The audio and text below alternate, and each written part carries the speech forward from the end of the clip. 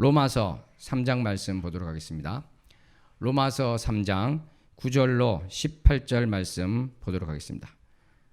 로마서 3장 9절로 18절 말씀 다 함께 큰 소리로 합독합니다. 그러면 어떠하냐? 우리는 나으냐? 결코 아니라.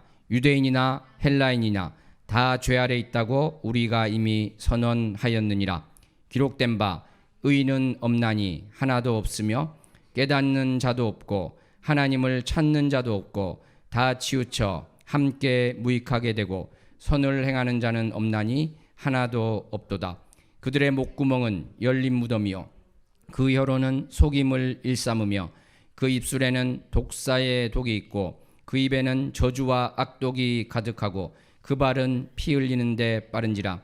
파멸과 고생이 그 길에 있어 평강의 길을 알지 못하였고 그들의 눈앞에 하나님을 두려워함이 없느니라 함과 같으니라. 아멘. 기도합니다.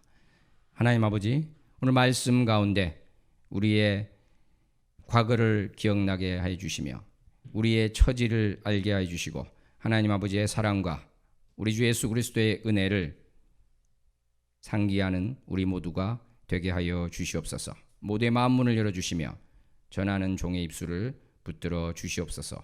예수님 이름으로 기도하옵나이다. 아멘. 사랑하는 성도 여러분, 지금으로부터 한 14년 전 2010년 8월에 칠레 한 광산 그 지하 700m 되는 그 갱도가 무너져 내려서 광부 33명이 그 안에 갇히는 사건이 있었습니다. 이 무너진 이 광산은요, 수직으로 내려가면은 700m지만 나선형으로 이렇게 되어 있어서 나선형으로 쭉 따라서 내려가면은 5km가 넘는 아주 접근이 어려운 곳이었습니다. 갇혀 있는 33명에게는 불과 이틀분밖에 식량이 남아있지 않았습니다. 이 갱도 안은 섭씨 35도가 넘는 무덥고 습기가 가득한 환경이었습니다. 눈과 호흡기 질환이 나타나고 곰팡이균에 의한 감염이 일어나는 등 아주 어려운 상황이었습니다. 설상가상으로 갇혀있는 광부들을 구조의 손길이 있었는데 그것을 가로막고 있는 방해물이 있었습니다. 그것은 우리나라에 있는 63빌딩과 롯데타워를 합친 것보다 더 무거운 그보다 더 무거운 어마어마하게 큰 바위였습니다. 이 바위가 바로 무너진 그 갱도 위에 자리 잡고 있었던 것입니다. 그래서 이러한 거대한 바위를 뚫고 광부들이 어디에 지금 갇혀 있는가 이것을 찾는 것 자체가 매우 어려웠습니다.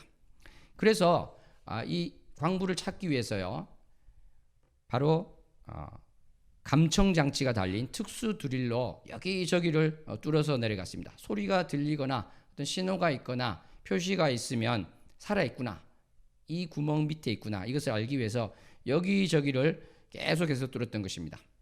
그렇지만 보름이 지났는데도 탐사팀은 아무런 소식을 듣지 못했습니다. 지하 700m를 드릴로 파고 내려가서 다 또 돌려서 올렸을 때 그 끝에도 아무것도 달려있지 않았습니다. 그런데 드디어 17일째 그 깊은 지하로 내려갔다가 다시 올라온 드릴에는 무엇인가가 달려 있었습니다. 바로 갇혀있던 광부들이 보낸 신호였습니다. 그 갇힌 곳에서 여기저기서 드릴 소리가 들릴 때 이들은 이 드릴 소리가 조금만 더 가까이를 간절하게 소망하면서 천장을 바라보고 있었습니다. 그러다가 드디어 17일째 그 드릴이 천장을 뚫고 내려왔던 것입니다. 거기에 황급히 사람들은 33명은 무사히 대피해 있다, 이러한 메모를 달았던 것입니다. 이렇게 천신만고 끝에 광부들이 어디에 갇혀 있는지를 알아냈습니다. 그렇지만 사람이 빠져나올 정도로 드릴이 지나간 구멍은 작은 것이었고요, 사람이 빠져나올 정도의 큰 구멍을 뚫는 것은 훨씬 어렵고 시간도 많이 걸리는 매우 고난이도의 작업이었습니다. 그래서 미국의 CBS 방송은요, 이 구출 작전은 노아 방주 이래 최대 규모의 구출 작전이다, 이렇게까지 보도하기도 했습니다. 실제로 미국의 항공우주국, 그 나사 등 최고의 전문가들이 구출 작전에 참여했지만 시간이 계속 흐르고 있었습니다. 왜 그럴까요? 사람이 빠져나올 정도의 크기의 구멍을 뚫다가 그 작업 진동으로 바위 자체가 무너져 내리면 큰일 나겠죠. 밑에 있는 사람들이 다 죽을 것입니다. 그래서 성급히 할 수도 없는 것이고, 또 구멍을 다 뚫었다 할지라도 거기에 바위의 압력으로 그 구멍이 다시 막힌다거나, 또는 사람이 그 캡슐을 넣어서 들어 올릴 텐데 캡슐로 올라오다가 바위가 또 다시 무너지면은 더 위험한 일이 되지 않겠습니까? 그러니까 구멍을 뚫고 또 그 벽을 튼튼하게 하면서 내려가는데 시간이 많이 걸렸다는 것입니다. 그래서 무려 48일이 걸려서 바로 그 광부들이 있는 곳에 도달할 수 있었다고 합니다. 그래서 사람 한 명이 겨우 탈 수 있는 캡슐을 타고 광부들은 한 명 한 명 구출될 수 있었습니다. 사랑하는 성도 여러분, 이 일화는 사실은 제가 4년 반 전에도 한번 말씀을 드린 적이 있는데, 이 탄광 구조의 이야기는요, 어떤 면에서 보면은 우리 인류, 죄에 갇혀 있는 이 인류가 죄에서 벗어나서 구원의 여정에 오르는 구속사의 축소판처럼 보이기도 합니다. 바로 이 무너진 갱도, 그 캄캄한 그것은 우리 죄로 시커먼 자들, 우리가 바로 그 어두움 가운데서 멸망할 수밖에 없었는데, 바로 그러한 우리의 비참한 처지를 떠올리게 합니다. 암흑과 절망의 상황, 그것이 바로 우리의 처지였던 것입니다. 그리고 천정을 뚫고 그 드릴이 드디어 내려왔을 때, 그것은 절망 가운데 있는 사람들에게 희망의 메시지를 주는 것, 이것은 바로 메시아가 오셔서 그의 백성을 그들의 죄에서 구원하실 것이라는 그 약속, 그 소망의 메시지와 오버랩 되기도 합니다. 그리고 마침내 캡슐이 내려와서 사람들을 구출했던 것은 바로 예수 그리스도께서 이 땅에 오셔서 우리를 생명의 길로 이끄시는 것을 보여주는 것 같기도 한 것입니다. 사랑하는 성도 여러분, 한 사람이 겨우 들어갈 만한 그 좁은 캡슐에서 700m를 올라가는 그것은 매우 길게 느껴지는 시간이었을 것입니다. 우리 교회에서 전철역까지가 700m 정도 되거든요. 거기 걷는데도 10분 이상, 15분 가까이 또 걸릴 수 있는데, 그것을 바로 캡슐 안에서 조금씩 올라간다고 생각해 보십시오. 많이 긴장이 될 수도 있겠죠. 캡슐 안에서 이렇게 위로 올라가면서 어떤 사람은 이러다가 통로가 바위의 압력으로 막혀버리면 어떡하나 이렇게 걱정하는 사람이 있을 수도 있습니다. 캡슐이 매달린 줄이 끊어져서 떨어져서 죽지는 않을까 노심초사하는 사람이 있을 수도 있었을 것입니다. 또 어떤 사람은 바로 이미 캡슐에 탄 것으로만으로도 바로 구조된 것이나 마찬가지다, 너무 기뻐하면서 환희 속에서 캡슐 안에 있는 그 시간을 즐기면서 올라갈 수도 있었을 것입니다. 우리가 한 번 받은 구원을 이룰 수 없다 이렇게 말할 때는 바로 이러한 차원에서 말씀을 할 수 있을 것입니다. 내가 받은 이 구원을 의심하거나 잃을까봐 두려워하는 것이 아니고 걱정하는 것이 아니라, 나를 사랑하시기 때문에 이것을 끝까지 붙들고 계시는 하나님을 신뢰하고 감사함으로 기쁨 가운데 사는 것, 이것이 바로 참 믿음을 가진 자로서의 삶의 자세가 될 것입니다. 사랑하는 성도 여러분, 바로 주님께서는 분명히 말씀을 하셨습니다. 내가 진실로 너희에게 이르노니 내 말을 듣고 또 나 보내신 이를 믿는 자는 영생을 얻었다, 이렇게 말씀을 하셨습니다. 심판에 이르지 아니한다고 말씀하셨습니다. 사망에서 생명으로 옮겼다고 말씀하신 것입니다. 사랑하는 성도 여러분, 우리가 참 믿음을 가지고 바로 우리 주 예수 그리스도를 믿을 때 우리는 그 캡슐이 정말 떨어지지 않고 끊어지지 않고 무너지지 않으며 우리를 생명의 길 가운데 바로 영원한 그 삶 가운데로 인도하며 바로 천국에서 주님과 함께 영원히 살 수 있는 것을 보장한다는 것을 반드시 믿으시기 바랍니다. 아멘. 아들이 있는 자에게 바로 이 생명이 있는 것입니다. 사랑하는 성도 여러분, 그런데 이 생각을 한번 또 해봤으면 좋겠습니다. 우리가 이제 캡슐 한 명만 겨우 들어갈 수 있는 그 캡슐이라고 했는데, 만약에 이것이 커가지고 갇혀있는 33명이 다 타고 올라가는 큰 엘리베이터 같은 거라고 생각해 보시기 바랍니다. 그런데 그러한 큰 엘리베이터로 위로 올라가는 그 삶 가운데 무너진 그 갱도에서의 삶과 똑같은 일이 반복된다면 어떻게 보면 우스꽝스러운 것이 되고 안타까운 일이 될 것입니다. 무너진 지하 갱도에서는 식량이 너무나 없었기 때문에 이틀에 한 번씩만 식사를 했다고 합니다. 그것도 조금씩만 먹을 수 있었겠죠. 그러니까 이러한 한계 상황에서 내 것을 상대방이 배고프다고 해서 양보하는 것은 결코 있을 수 없었을 것입니다. 그것을 양보하면 내가 죽을 수도 있기 때문에 그렇겠죠. 그런데 만약에 이 700m로 큰 엘리베이터에서 이동하고 있는데 누군가 나에게 음식을 요구한다면 나는 그것을 양보할 수 있을까요? 없을까요? 양보할 수 있을 것입니다. 왜 그렇습니까? 좀 있으면 올라갈 거니까. 그것을 우리가 믿으니까. 그런데 그것을 양보하지 않고 내 욕심을 가지고 있는 사람은 어떤 사람일까요? 이 엘리베이터가 탈출할 수 있는 것이다, 올라갈 수 있다는 것을 타고 있으면서도 사실은 믿지 않는 것이죠.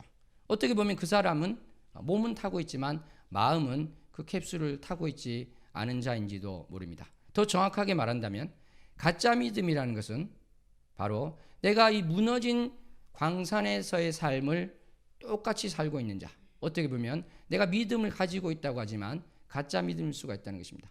내가 사실은 캡슐을 타고 있지 않은 그러한 사람이 될 수도 있다는 것입니다. 그러므로 우리가 이웃을 사랑한다는 것은요, 내가 양보하기 싫은데 억지로 말씀에 그렇게 돼 있으니까 희생을 감내하면서 불편한 마음으로 하는 그러한 것이 아니라는 것입니다. 바로 구원의 기쁨을 진정으로 믿는 가운데 자발적인 마음으로 또 기쁜 마음으로 할 수 있는 것, 이것이 바로 이웃 사랑이 되는 것이고 하나님을 사랑하는 것이 된다는 것입니다.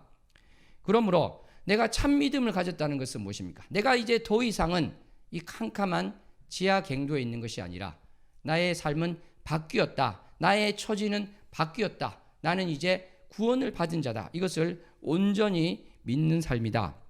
이렇게 할 수 있을 것입니다.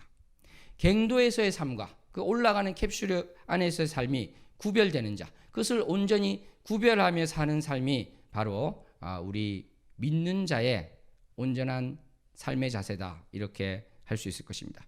하나님을 믿는다고 하면서 예수 그리스도를 내가 영접했다고 하면서 여전히 세상 거에 매여 있는 자, 여전히 세상 욕심 가운데 있는 자, 과연 나는 진짜 믿음을 가졌는가? 이것을 되돌아보지 않을 수 없을 것입니다. 사랑하는 성도 여러분, 이 탄광의 비유는 제가 앞으로도 로마서를 보면서 계속해서 말씀을 드릴 수 있을 것 같습니다. 그런데 오늘은 이 탄광의 이야기 가운데 가장 대존재가 되는 것에 대해서 말씀을 나누도록 하겠습니다. 제가 지금 여러 가지 이야기를 했습니다. 여기서 가장 큰 존재는 무엇일까요? CBS 이야기를 했고요, 나사 이야기를 했고, 캡슐, 드릴, 17일, 48일 이런 이야기를 했습니다. 그 존재가 무엇이었습니까? 바로 무너진 광산이었습니다. 무너진 갱도였습니다. 무너져 있는 이 광산, 고립되어 있는 이 광부들을 뺀다면은 제가 지금까지 했던 이런 이야기들은 아무런 의미 없는 이야기가 되고 말 것입니다. 마찬가지입니다. 우리가 하나님의 사랑을 이야기하고 예수 그리스도의 은혜를 이야기할 때 우리의 처지가 마치 그 무너진 광산에 갇혀 있는 광부들처럼 아무런 소망이 없는 비참한 처지였다는 것을 뺀다면 바로 하나님의 이 구속사 이야기는 나에게 아무런 의미가 없게 되고 말 것입니다. 내가 멸망할 처지에 있었다는 것이 인정이 되지 않는데 그 이후에 그 멸망 가운데서 건지셨다는 그 이야기가 어떤 의미가 있겠습니까?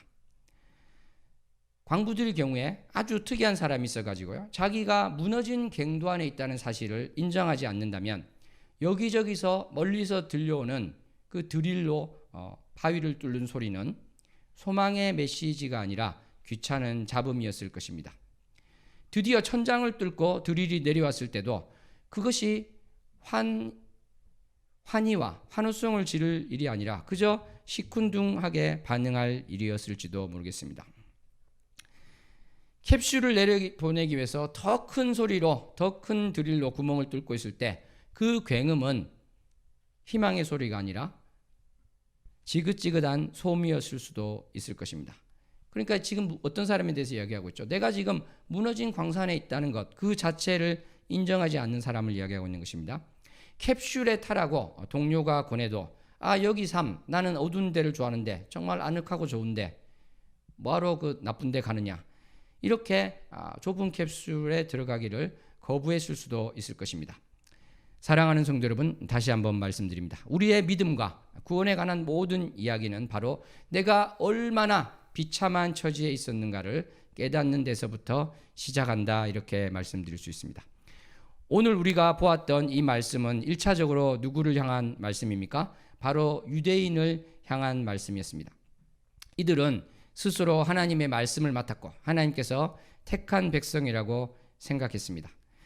그런데 바리새인을 비롯한 많은 유대인들은요, 이들이 자신이 율법을 잘 지켜서 그래서 의로워질 수 있고 구원의 길에 이룰 수 있다고 생각했습니다.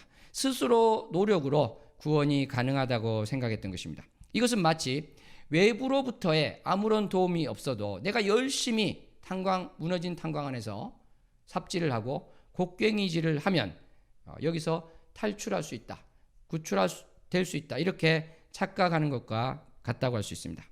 사랑하는 성도 여러분, 우리 사람은 자신의 공로로, 나의 노력으로 결코 구원을 얻을 수가 없습니다. 아멘. 바로 우리 구원은 어떻게 해서 난 것입니까? 바로 하나님의 사랑, 예수 그리스도의 은혜에 의해서 난 것입니다. 은혜에 의해서 나고 믿음으로 말미암은 그러한 것입니다. 나로부터 비롯된 것이 아니고 나에서 난 것이 아니라 하나님의 선물인 것입니다. 행위에서 난 것이 아닙니다. 바로 우리가 자랑하지 못하게 하기 위한 하나님의 말씀이기도 합니다. 우리 옆 사람에게 고백합니다. 우리의 구원은 하나님의 선물입니다. 우리의 구원은 하나님의 선물입니다. 무너진 갱도에서 아무리 광부들이 열심히 노력해도 소망이 없는 것입니다. 결코 가능하지 않은 것입니다. 펠라기우스주의자들은 그것이 가능하다고 했지만 결코 가능하지 않은 것입니다.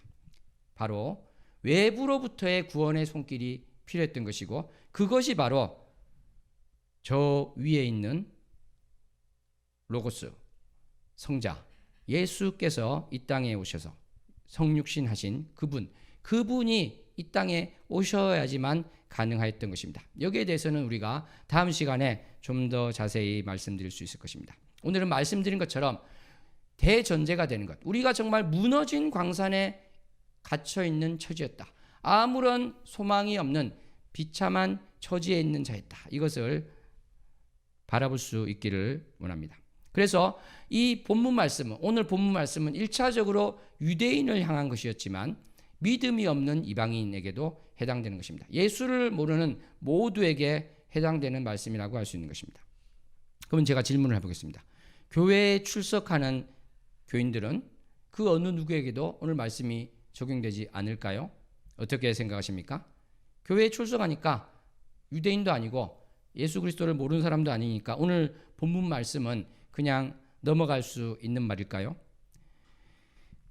디모데전서 1장 19절로 20절에 보면은 믿음에 관하여 파선한 자에 대한 이야기가 나오고 있습니다. 후메네오와 알렉산더, 믿음에 관해서 파선한 사람은 오늘 본문 말씀이 해당되겠죠. 그러니까 다시 말해서 믿음에 파선한 자에게는 해당되는 말씀이고, 다르게 말한다면 제가 드리는 말씀처럼 이것은 바로 가짜 믿음으로 결국에 판명되는 자에게도 오늘 본문 말씀은 정확하게 해당되는 말이다, 이것을 우리는 반드시 바라보아야 될 것입니다. 그러므로 교회에 출석하는 자에게 해당하지 않는 말씀이 아니고요, 가짜 믿음을 가진 자에게 정확하게 해당되는 말씀이다, 이렇게 말씀을 드릴 수 있는 것입니다. 그러므로 우리가 교회에 출석해서 여러 가지 봉사를 해야 되고 여러 가지 할 일이 많지만 지금 가장 중요한 것은 무엇입니까? 자신의 믿음을 돌아보아야 하는 것입니다. 위를 바라보고 자신을 구원해 줄 그 빛이 들어오는 그것을 바라보아야 된다는 것입니다. 가짜 믿음이 참으로 무서운 것은요, 본인이 지금 무너진 탄광 안에 있는데, 무너진 광산 안에 있는데 그러한 처지를 알지 못하고 나는 저 광산에서 이미 다 벗어났다, 이렇게 착각하고 산다는 것입니다. 제가 자주 말씀드린 구원파적인 신앙관이 그럴 수 있습니다. 여전히 지금 광산 안에 갇혀 있는데 나는 지금 다 탈출한 사람이야, 이렇게 하는 것은 정말 심각한 문제가 아닐 수 없습니다. 많은 사람들이 교회의 말씀을 통해서 위로를 받고 싶어 합니다. 당연히 말씀 가운데 우리는 위로받는 것이 필요합니다. 그런데 내가 만약에 가짜 믿음을 가지고 있다면, 내가 무너진 갱도 안에, 무너진 광산 안에 있는데 거기서 탈출하지 않으면 멸망을 할 수밖에 없다는 그러한 상황에 있다면 지금 위로가 중요한 것이 아니라 진짜 믿음을 가지는 것이 가장 급선무가 되는 것이다. 가장 중요한 것이 되는 것이다. 이렇게 말씀을 드릴 수 있겠습니다. 그래서 여전히 어둠 가운데 있는데 마치 빛 가운데 살고 있는 것처럼 착각하고 살아서는 안 될 것이다. 이것을 여러분들에게 말씀드립니다. 사랑하는 성도 여러분, 그러면 진짜 믿음을 가진 사람은 어떨까요? 진짜 믿음을 가진 사람은 오늘 본문 말씀이 나와 아무런 상관이 없을까요?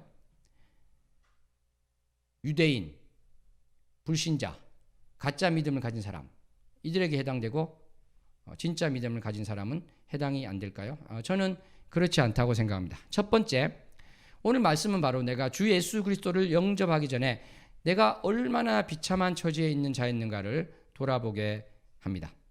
두 번째로, 내가 여전히 주님을 영접하고 또 진짜 믿음 가운데 있다 할지라도 아직 죄의 뿌리를 완전히 끊어내지 못하고 죄 가운데 있는 나를 또 이 말씀은 돌아보게 합니다. 왜 그렇습니까? 우리는 어떠한 신분인가요? 죄인인가요? 의인인가요? 우리는 죄인이자 의인인 것입니다. 용서받은 죄인이 바로 우리의 처지입니다. 옆 사람에게 고백합니다. 우리는 죄인이자 의인입니다. 우리는 죄인이자 의인입니다. 어떤 사람은 너무 죄인이라는 것이 클 수 있습니다. 예를 들어서 복음의 진수를 몰랐던 마틴 루터는 이 죄인이라는 것이 너무나 컸죠. 근데 또 구원파적인 신앙관을 가진 사람은 어떻습니까? 죄인이라는 생각 자체를 안 하고 의인이라고 계속 생각하고 있는 것이죠. 그러므로 우리는 정확한 이 진리되는 이 기준을 알아야 되는 것입니다. 종교개혁의 전통은 정확하게 우리는 죄인이자 의인이라고 이야기를 하고 있는 것입니다.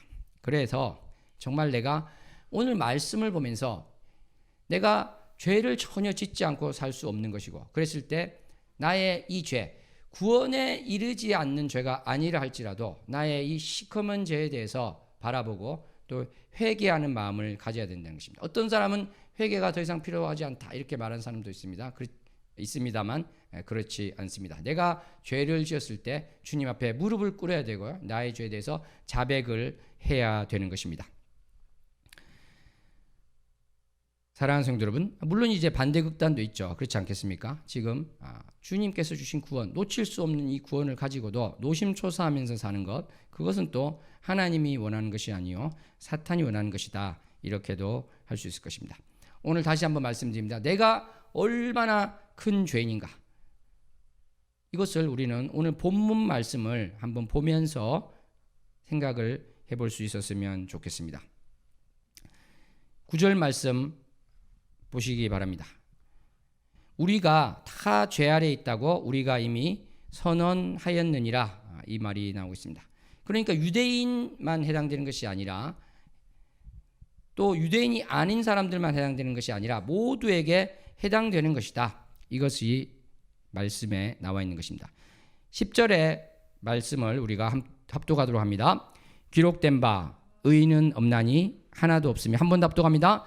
기록된 바 의인은 없나니 하나도 없으며.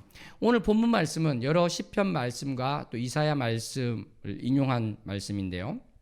보면은 의인이 어떻다고 했습니까? 한 명도 없다고 한 것입니다. 그러니까 예수 그리스도로 거듭나지 않은 자, 위로부터 나지 않은 자는 바로 의인이 아닌 것이요.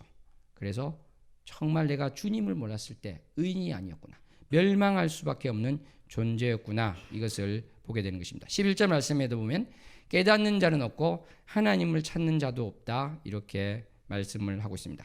13절에 목구멍은 열린 무덤이다, 그렇게 하고 있습니다. 무덤이 어떻습니까?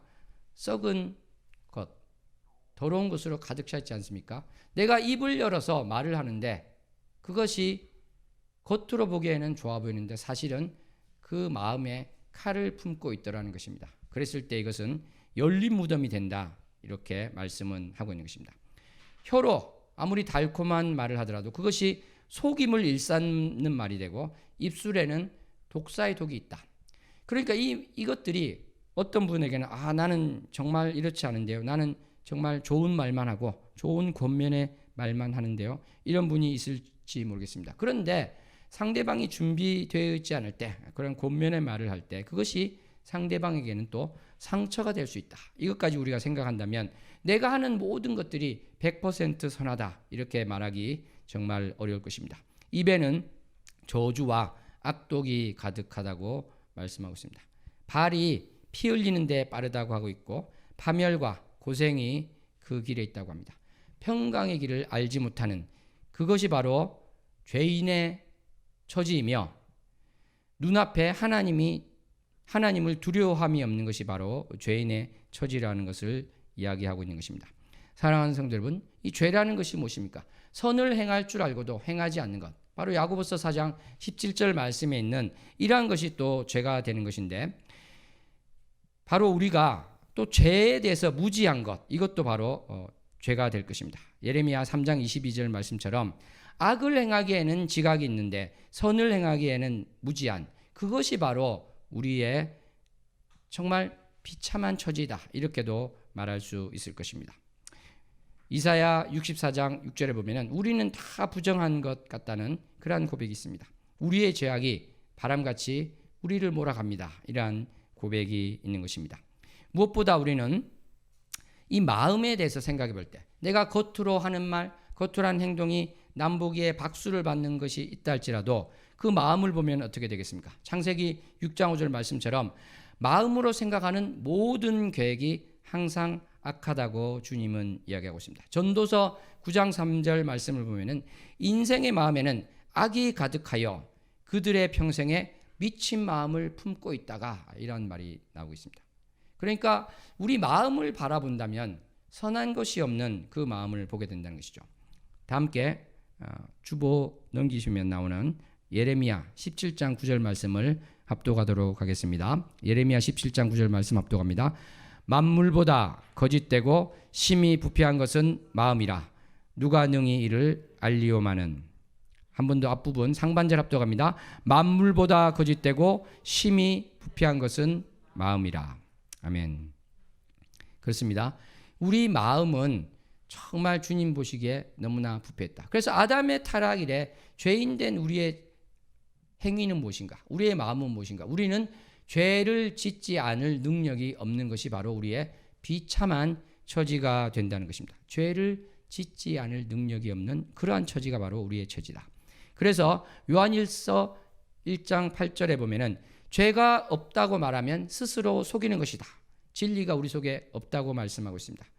10절에는 범죄하지 아니했다면은 하나님을 거짓말하는 이로 만든다. 이렇게 말씀하고 있는 것입니다. 사랑하는 성도 여러분, 저는 한참 전에 10여 년 전에 그러한 경험을 한 적이 있습니다. 이 걸레를 빤 적이 있었는데 아주 시커먼 걸레였습니다.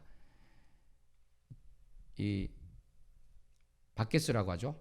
거기에 이렇게 걸레를 빨았는데 물을 버렸습니다. 시커먼 물이 나오더라고요. 두 번째 빨았는데도 시커먼 물이 나왔습니다. 여러 번 해도 그렇게 시커먼 물이 계속 나오는 걸 보면서 갑자기 그런 생각을 하게 됐습니다. 저것이 바로 나의 마음이구나. 그런 생각을 하면서 정말 눈물이 났던 적이 있습니다.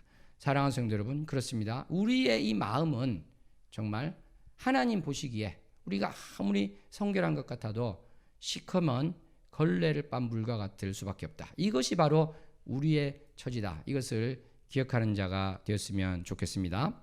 그래서 우리는 베드로전서 2장 9절에 있는 것처럼 바로 어두운 데 있었던 자인 것입니다.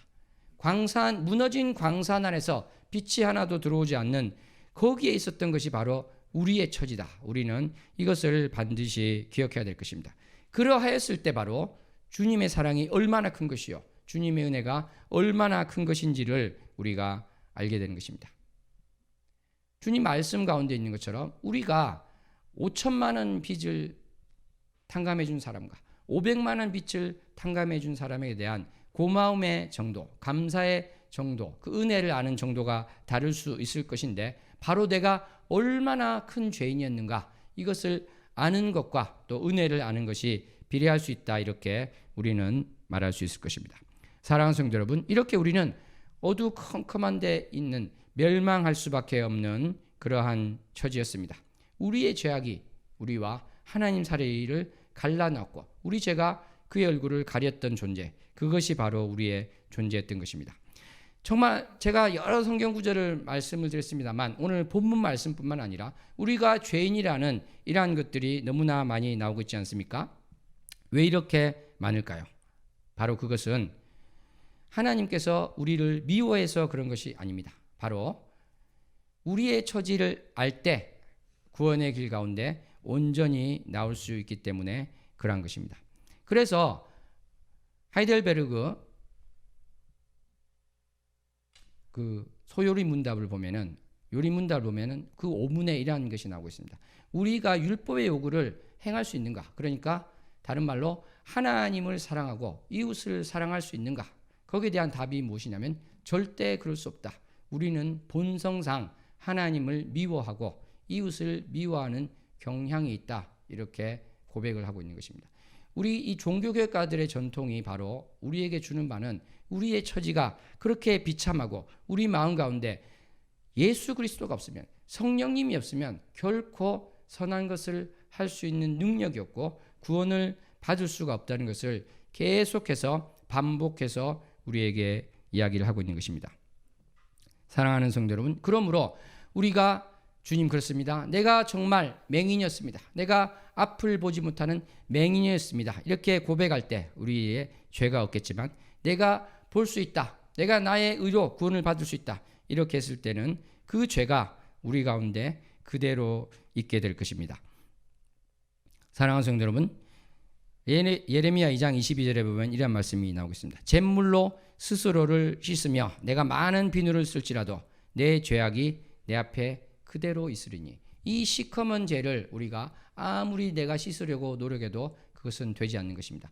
참 믿음을 가지는 자에게만 가능한 것이고 주님을 온전히 영접한 자에게만 그것이 가능할 것입니다. 사랑하는 성도 여러분, 나의 처지가 어떠한지 오늘 살펴보았습니다. 내가 정말 죄인이었습니다. 내가 죄인이라는 것을 너무나 잊고 살았습니다. 나의 죄를 생각하지 않았고 내가 하루를 지나면서, 일주일을 지나면서, 한 달을 지나면서 내가 죄인이었음을 주님께 고백하지 않은 바가 있습니다. 이러한 것이 있다면 오늘 우리가 기도할 때 온전히 주님께 고백할 수 있었으면 좋겠습니다. 성령님께서 빛으로 조명하여 주시옵소서. 나의 죄를 생각나게 하여 주시고 주님 앞에 온전히 회개함으로 나아가는 자 되기 원합니다. 자백하는 자 되기 원합니다. 또 정말 내가 진짜 믿음인가? 이것이 의심되는 분이 있다면 주님, 내가 진짜 믿음을 가지는 자 되기 원합니다. 내가 스스로도 속고 남도 속이는 그런 가짜 믿음 가운데 이 땅에서의 삶을 사는 것이 아니라 참 믿음을 가지며 살기를 원합니다. 간구하는 모두가 될 수 있기를 소원합니다. 기도하겠습니다. 하나님 아버지, 오늘 말씀 가운데 무너진 광산에 대한 생각을 합니다. 나의 처지가 참으로 그 무너진 광산처럼 내가 아무리 곡괭이질을 하고 삽질을 하여도 나아갈 수 없는, 소망이 없는 그러한 삶이었음을 다시 한번 고백합니다. 내가 겉으로 볼 때 아무리 손해 보일지라도 내 안에는 시커먼 것이 가득하고 나의 능력으로는 그 어두운 곳에서 빠져나갈 수 없었사온데 주님께서 나를 불쌍히 여기시어 예수 그리스도를 보내주시고 나를 어둠 가운데서 기이한 빛 가운데로 이끄셨음을 오늘 고백하며 나아갑니다. 내가 참 믿음을 가진 자로서 하나님 아버지께 영광 돌리는 삶을 사는 자 되게 하여 주시옵소서. 온전한 믿음을 가진 자로서 살기를 원합니다. 기도할 때 참으로 주님께서 우리의 마음을 조명하여 주시고 죄를 깨닫게 하여 주시며 주님 앞에 엎드리게 하여 주시옵소서. 예수님 이름으로 기도합나이다. 아멘.